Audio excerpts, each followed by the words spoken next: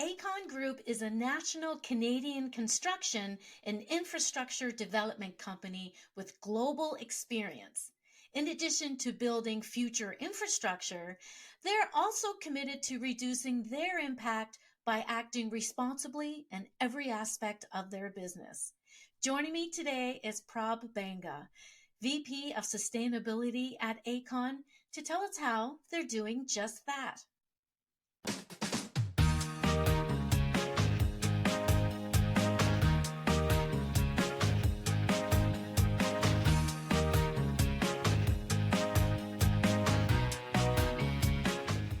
Hi, Prab. Thanks for joining me today. Thank you for having me. I'm really excited to talk to you because I know that your company has done you're doing a lot of great, wonderful things on the road to net zero. And I know that you're reducing your impact. You're acting responsibly, in two key ways.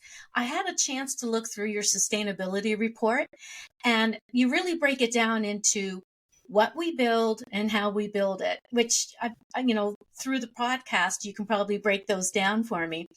But tell us about your journey, to contributing to a sustainable future. Yeah, for sure.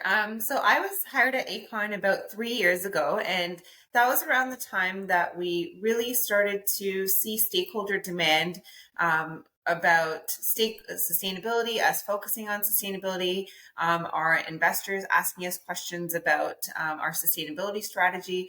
And we also noticed a trend amongst our clients really asking us to integrate sustainability into construction practices. So we were always focused on environmental management, Indigenous relations, and I would say about 3 to 4 years ago is really when we started to formalize our sustainability strategy.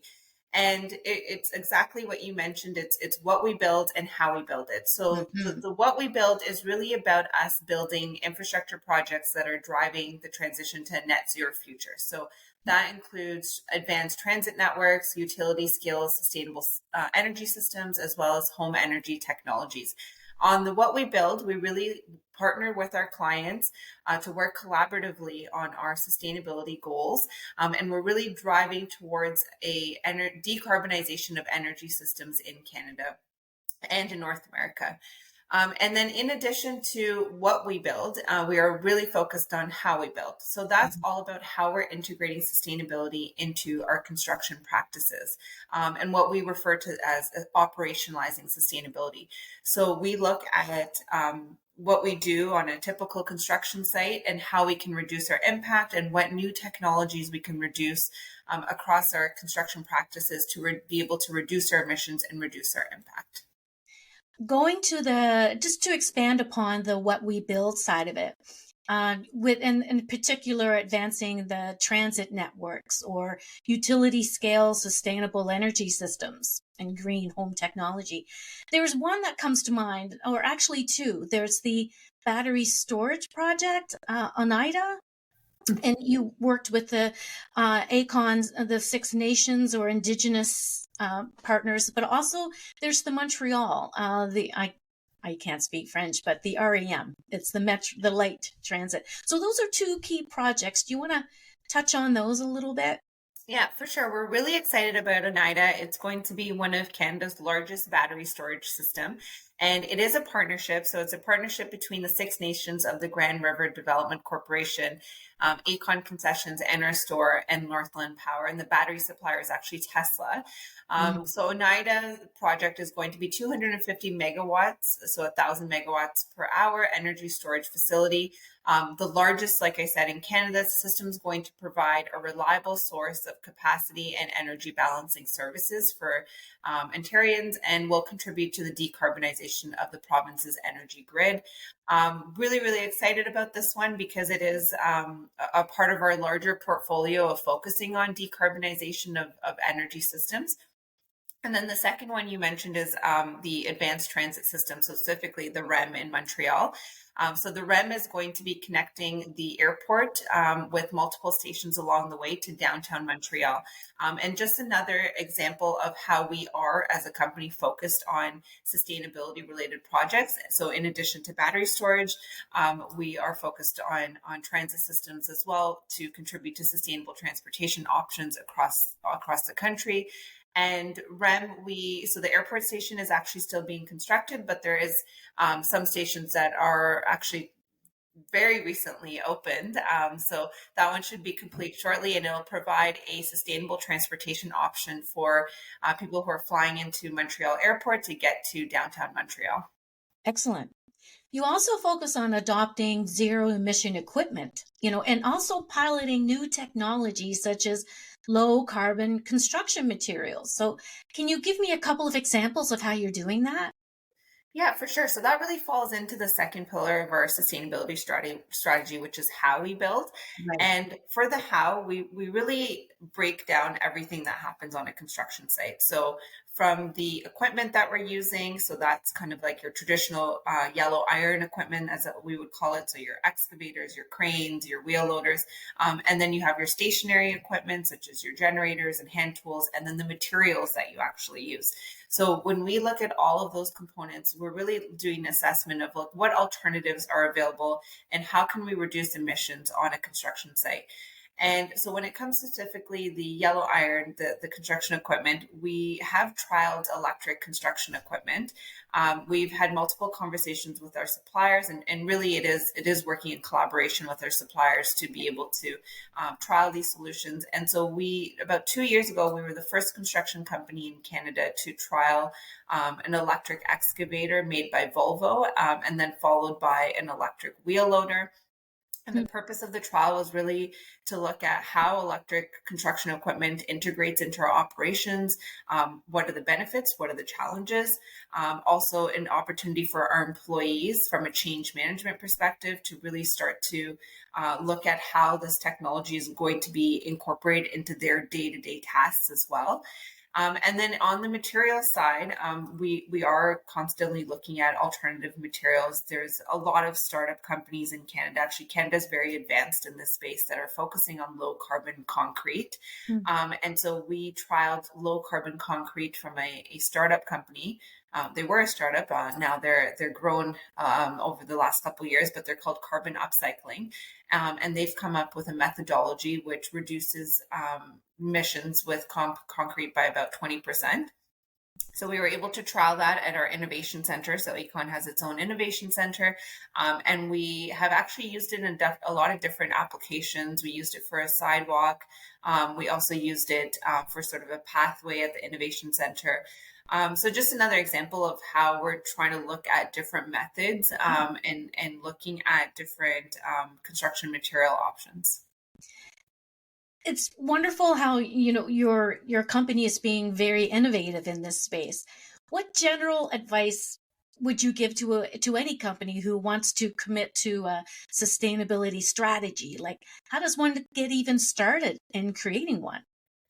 Yeah, I would say that the first rule is to really be authentic and focus on what really matters to your company, and what matters to your stakeholders. And so one of the first exercises that I undertook when I started with Aecon was to do a stakeholder engagement exercise where we reached out to our investors, our clients, our employees, community members, community organizations to really get a sense of what is it that our stakeholders want us to be focusing on, what's important to them, what do they think a sustainable construction company looks like. So we did that external exercise, and then we also looked internally. We looked at, what's important to us as an organization, what are our peers doing, what are some best practices, and so I would say really focus on what's authentic to you and what's important to your stakeholders. Sustainability is such a wide topic that you could focus on so many different things that you really should hone in to make the biggest impact, hone in on what's most important to you and your stakeholders, and then be realistic with the targets that you're setting. We hear a lot of companies setting targets these days. And sometimes you kind of question, you're like, well, that's interesting. How is this industry going to be getting to that target? So, really do sort of your own research, your own mapping exercises to think, what's really feasible for us to achieve.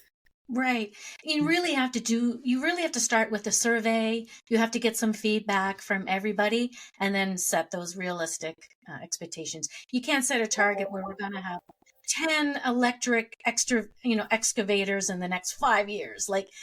There's a lot of moving parts to all of that. Yeah.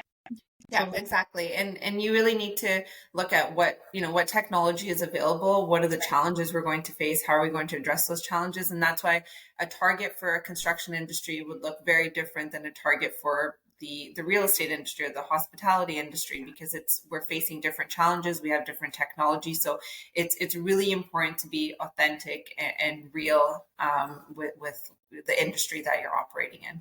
Exactly. Last year, you launched a new podcast. It's called Road to Net Zero, where you're a co-host. What type of topics do you discuss with your special guests? Yeah, we were really excited to launch this podcast. We produce a sustainability report every year, and we wanted an alternative, creative way to reach diverse audiences. So we focus on different topics related to sustainability in the construction industry. We really try to focus on sort of the trendy, timely topics. So what we've done so far is we've talked about the use of hydrogen in the construction industry. We've talked about electrification of construction equipment. We've done a podcast on low carbon concrete as well. And then we also focus on sort of the governance aspect of sustainability. So we've done a couple episodes on sustainability reporting and new sustainability reporting guidelines in Canada. There's a new sustainability framework called Envision, or newer when you compare it to LEAD. So we've done an episode talking about how Envision is applied in the construction industry. And we have many more episodes coming out. We've done, actually, the latest one that was just released was about women in construction, and the programs that Aecon has, as well as some of the programs in the skills and trade sector for specifically women to attract more women in the construction industry. Yeah. Excellent. Well, I'll be making sure to add your link to the podcast to this podcast too. It's always good to support one another because we're all on the road to net zero together. So it's good to support. That's wonderful. So finally, the last question I have for you is what's next? What's the next year or so looking like for Aecon on the sustainability side? Yeah, I would say that we spent the last couple of years really establishing our governance frameworks for sustainability and really having our policies and our goals in place. And the next year is all going to be about technology and innovation. We're finally at a place where we're having those conversations with our supplier. The technology is slowly coming to fruition and coming to the market. So next year for us is all going to be about really what's happening on the field and integrating this new technology in the field, and really looking at, how are we reducing our emissions during the construction phase of a project. We've already been able to achieve a 14% reduction, which is towards our 30% reduction by 2030.